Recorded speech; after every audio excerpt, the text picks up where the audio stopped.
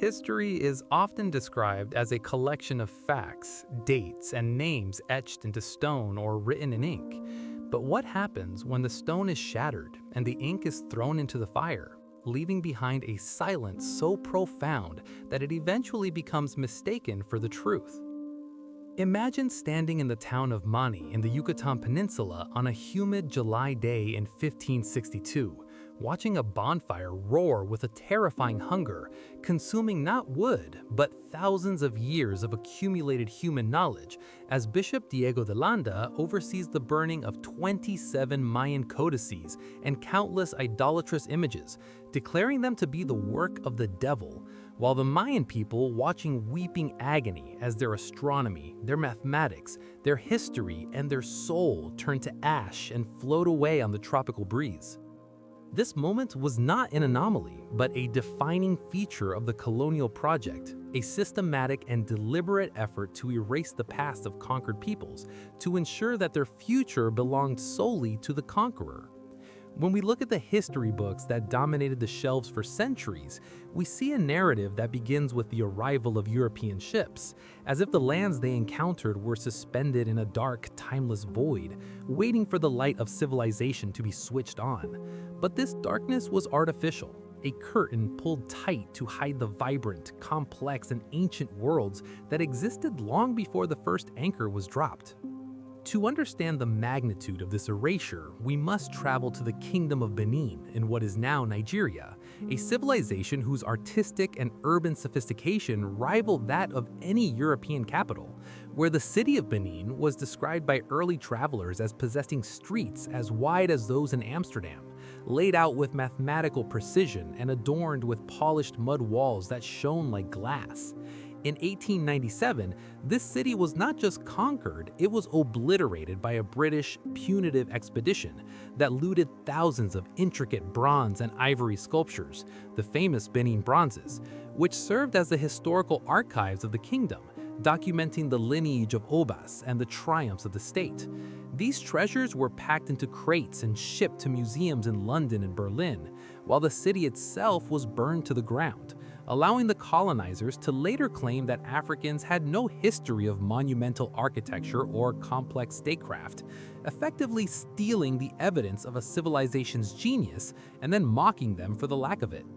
This pattern of denial was repeated with almost pathological consistency across the globe, perhaps nowhere more absurdly than at the ruins of Great Zimbabwe, a colossal stone city in southern Africa with walls towering over 30 feet high, built without a single drop of mortar. When European explorers stumbled upon these majestic ruins in the late 19th century, they were so blinded by their own racial ideologies that they refused to believe indigenous Africans could have constructed such a wonder, concocting wild and baseless theories that attributed the city to King Solomon, the Queen of Sheba, or even wandering Phoenicians. Anything to avoid admitting that the ancestors of the people they were oppressing were master architects and engineers.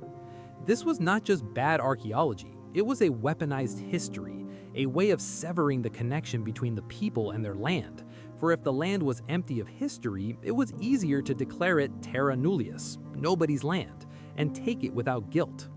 We see this erasure etched into the very maps we use, where indigenous names that held the stories of rivers and mountains for millennia were casually wiped away and replaced with the names of distant monarchs and minor colonial officials, effectively silencing the landscape itself. In the Andes, the Spanish encountered the Inca Empire, a civilization that managed a population of millions across some of the most unforgiving terrain on Earth without a written alphabet, relying instead on the quipu, a complex system of knotted strings that recorded census data, tax obligations, and historical narratives. The conquistador, seeing these strings as instruments of idolatry and unable to decipher them, burned them by the thousands, unspooling the administrative memory of an empire and plunging our understanding of Andean history into a fog that archaeology is only now beginning to clear. The tragedy of this erasure is that it wasn't just about destroying physical objects. It was about destroying the intellectual confidence of the colonized, teaching generations of children that their ancestors were savages who had contributed nothing to the forward march of humanity. Consider the deindustrialization of India, which, before the arrival of the British East India Company, controlled nearly a quarter of the world's economy and was famed for its exquisite textiles that clothed the world from Southeast Asia to Europe. The colonial narrative transformed this economic powerhouse into a helpless agrarian society, dismantling the weaving industry and imposing tariffs that crippled Indian production, all while promoting the myth that Britain brought order and prosperity to a chaotic land. The physical erasure of the weaver's thumbs, a gruesome legend that persists in folklore, serves as a visceral metaphor for the very real economic amputation that took place, where a thriving technological tradition was systematically dismantled to ensure that the mills of Manchester had no competition. This economic erasure was paired with a cultural one,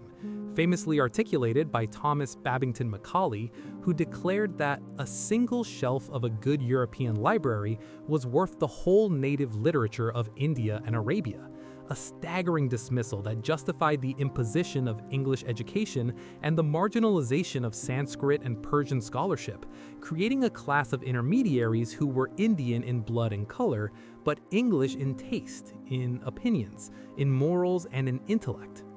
Across the ocean in North America, the erasure took a more intimate and devastating form through the residential school system, where indigenous children were forcibly removed from their families and punished for speaking their mother tongues, a calculated attempt to kill the Indian in the child. This was a war against memory itself, an attempt to sever the transmission of oral history, mythology, and ecological knowledge that had been passed down from elder to child for thousands of years. The loss of a language is not just the loss of words, it is the loss of a worldview, a unique way of categorizing and understanding the universe. And when colonial powers banned the potlatch in the Pacific Northwest or the Sundance on the Great Plains, they were outlining the very mechanisms by which these societies remembered who they were. Yet the history that was targeted for erasure was often far more resilient than the colonizers anticipated, surviving in the secret spaces, in the whispers of grandmothers, in the rhythms of forbidden dances, and in the hidden manuscripts of Timbuktu, where families risked their lives to bury hundreds of thousands of scholarly texts in the desert sand to save them from Moroccan invaders, and later European colonizers and modern extremists. These manuscripts, covering topics from astronomy and medicine to law and ethics, prove that while Europe was stumbling through its Middle Ages, West Africa was a thriving center of literacy and intellectual exchange, a fact that contradicts the colonial lie of a dark continent waiting for enlightenment. The narrative of the vanishing Indian in the United States was another powerful tool of erasure, a romanticized tragedy that portrayed the extinction of indigenous peoples as an inevitable consequence of progress, effectively absolving the settlers of active genocide by framing it as a natural phenomenon. This myth allowed for the appropriation of native imagery, the brave warrior on the coin, the tribal name on the sports team, while the actual people were confined to reservations and written out of the constitutional fabric of the nation. In Tasmania, the erasure was nearly absolute, with the colonial government declaring the indigenous population extinct after the Black War, despite the survival of descendants who continue to fight for recognition today, proving that a government decree cannot wipe out a bloodline or a spirit. The colonial powers also tried to erase the history of resistance, painting anti-colonial struggles as mere riots or acts of barbarism rather than organized political movements. The Haitian Revolution, the only successful slave revolt in history that led to the founding of a state, was systematically ignored or demonized in Western historiography for decades because it posed a terrifying threat to the ideology of white supremacy. If enslaved people could defeat the armies of Napoleon, the entire logic of the colonial hierarchy would collapse. Similarly, the Mau Mau uprising in Kenya was depicted as a descent into primitive savagery by the British press, masking the legitimate grievances of a people dispossessed of their land and subjected to a brutal system of detention camps that was conveniently left out of the official records until undeniable evidence surfaced decades later. The archives themselves were manipulated, with the British government famously launching Operation Legacy in the dying days of the Empire, a frantic effort to burn or hide millions of sensitive documents that revealed the torture, murder, and manipulation used to maintain imperial control. They flew papers from colonies to London, burned them in industrial incinerators, or dumped them into the ocean, creating a sanitized version of history that allowed the former empire to reinvent itself as a benevolent commonwealth. This archival cleansing means that there are huge gaps in our understanding of the 20th century, voids where the voices of the victims should be, leaving us to piece together the truth from oral testimonies and the few scraps that slip through the cracks. The architecture of our modern cities often sits on top of this erased history, like Mexico City resting on the ruins of Tenochtitlan, where the stones of the Aztec temples were used to build the Spanish cathedral, a literal and symbolic crushing of the old gods by the new. But the stones still speak to those who listen, and modern archaeology is increasingly revealing the sheer scale of pre-contact civilizations in the Amazon, where the jungle was once thought to be a pristine wilderness but is now understood to be a cultivated landscape shaped by millions of people who lived there before disease and slavery wiped them out. The myth of the pristine wilderness was perhaps the ultimate erasure, a way of denying the labor and stewardship of indigenous peoples to justify the theft of their land. It rendered the continents new worlds, when in fact they were very old worlds, rich with political intrigue, trade networks, and artistic movements that were abruptly decapitated. We must also consider the erasure of women in these colonial histories, where indigenous matriarchies were dismantled and replaced with European patriarchal structures, and the significant political roles of women in societies like the Iroquois Confederacy or the Kingdom of Dahomey were ignored by male chroniclers who could not conceive of female power. The Pocahontas archetype, the indigenous woman who aids the colonizer, became the dominant narrative, obscuring the stories of women who fought back, who led armies, and who held their communities together during the apocalypse of colonization. The psychological toll of this historical amnesia is immeasurable, creating a sense of rootlessness and inferiority that has taken generations to challenge. When a people are told that they have no history, they are told that they have no future, that their only hope is to assimilate into the culture of the colonizer. But the cracks in the wall of silence are widening. The repatriation of artifacts, the revitalization of indigenous languages, and the toppling of colonial statues are all part of a massive, global effort to reclaim the history that was stolen. It is a painful process, forcing the descendants of colonizers to confront the brutality of their ancestors, and the descendants of the colonized to navigate the trauma of their loss. Yet it is also a process of profound healing, as we rediscover the wisdom of the Maya astronomers, the engineering prowess of the Andean road builders, the philosophical depth of the West African griots, and the ecological stewardship of the Aboriginal Australians.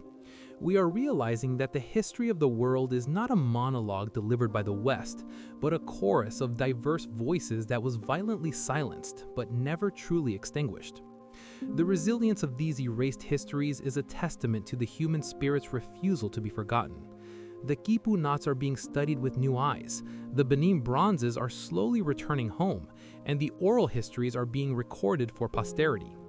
We are learning that the civilizing mission was often a mission of destruction, and that the peoples labeled primitive possessed social technologies and sustainable ways of living that are desperately needed in our modern ecological crisis.